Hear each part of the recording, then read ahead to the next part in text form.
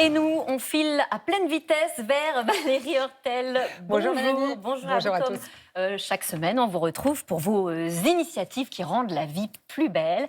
C'est une idée pour la France. Et aujourd'hui, Valérie, vous nous emmenez à Nîmes, où vous avez découvert une façon de recruter assez originale. Et oui, et qui va vous étonner, hein. Plus de CV, plus d'entretien, où le candidat est toujours, vous savez, un peu dans ses petits souliers. Non, vous prenez une cuisine, vous demandez à des recruteurs et à des candidats de préparer ensemble un repas. Ça se passe à la bonne franquette et c'est, paraît-il, efficace. Léa Évrard et Germain Ballet nous expliquent pourquoi ça marche. Notre idée pour la France, c'est de remplacer les classiques entretiens d'embauche par un atelier culinaire. Ici, recruteurs et candidats sont réunis tous ensemble pour cuisiner un repas et révéler les talents. Un job dating au milieu des casseroles. On va vous faire découvrir un entretien d'embauche comme vous n'en avez jamais vu. 7h30 du matin, à Nîmes. Fayer et sa petite amie Katia cherchent du travail dans la logistique. Ils sont très motivés. Le but de cette journée, c'est pouvoir, si possible, être prise dans une entreprise. Pour y arriver, ils vont se transformer en commis de cuisine. Derrière les fourneaux, une vingtaine de candidats comme eux et 5 chefs d'entreprise. La particularité, ils vont devoir faire équipe sans se connaître. Le but, c'est qu'on passe un bon moment et il n'y a pas de piège en fait. On n'a pas une note, on n'a pas un concours de cuisine, on n'est pas un top chef. Sébastien Ratt, chef étoilé, va les guider pour préparer un déjeuner. Première étape, couper les légumes. C'est le seul truc un peu compliqué que je vous fais faire. Tous sont novices, sur le même pied d'égalité. Ça suffit là ou on en met plus? Dans la longueur là. Leur mission, rouler des tranches de potimarron pour former une rose. Il n'y a pas de C'est différence. celle-là que j'ai fait. Et ça, c'est celle du chef. Il n'y a pas de différence. Hein. Ce qu'on essaye de faire ici, c'est de rassembler des hommes, des femmes, des gens qui ne savent pas cuisiner et qui vont tous être dans la même difficulté ce matin pour montrer qu'on n'est pas obligé de savoir faire. Tout peut s'apprendre. Et quelquefois, c'est le candidat qui conseille le recruteur. Et on en met combien?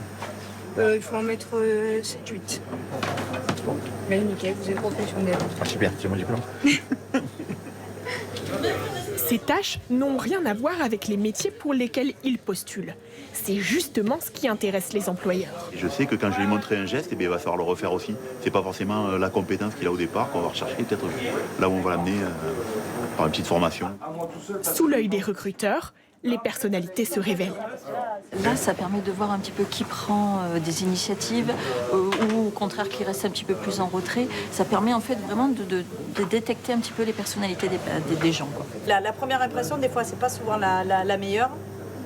Parce que la personne est stressée, parce que voilà. Et finalement, on creuse pas plus. Et on loupe des choses, certainement. Ces candidats, parfois éloignés de l'emploi, passeront en cuisine puis en atelier coaching. Une préparation aux entretiens plus formels qui auront lieu plus tard. Comment je réponds à cette question? Comment je me présente? Qu'est-ce que tu aimes? Courageuse et rassurante. Dernier atout pour convaincre, le dessert. Cette candidate a réussi une gelée de vanille dont elle n'est pas peu fière. Franchement, c'est facile en vrai. Ça n'a pas l'air, mais franchement, ça va. Je m'en sors. C'est plus simple et plus naturel que en bureau, face à face, en train de discuter, moi, je trouve. C'est notre vrai côté qui ressort. Une belle réussite pour ce chef et son équipe, heureux de pouvoir aider ses candidats. On donne un peu de nous à travers notre savoir-faire à des gens qui sont sur le banc de touche pour imager, qui demandent qu'un truc, c'est d'en fait trouver leur voie. Qu'est-ce qu'il y a de plus beau? Et maintenant, à table. C'est le moment où les recruteurs se dévoilent. Donc bonjour, moi je représente la société. Une entreprise d'électricité, une autre du BTP. Notre jeune Mahorais ne les avait pas repérés. On a pu parler aux recruteurs sans savoir que c'était les recruteurs. On s'est bien entendu avec eux. Saveur et talent. Après un repas partagé, des échanges chaleureux qui mèneront peut-être à des embauches. Ça va peut-être donner plein d'idées à des potentiels recruteurs qui nous C'est regardent. possible. Surtout que ça marche pour plein de métiers, paraît-il. Et pas que la nourriture, justement, pas que la gastronomie. Alors justement, la cuisine, ça permet aussi les rencontres, ça nous rassemble. Et oui, Mélanie, est-ce que vous connaissez Time Left ou Dixner? Non, pas jusqu'à aujourd'hui. Alors, ce sont des applications qui vous proposent de dîner avec des inconnus. Alors, première étape, Vous répondez à un questionnaire qui vous demande votre âge, votre métier, vos passions.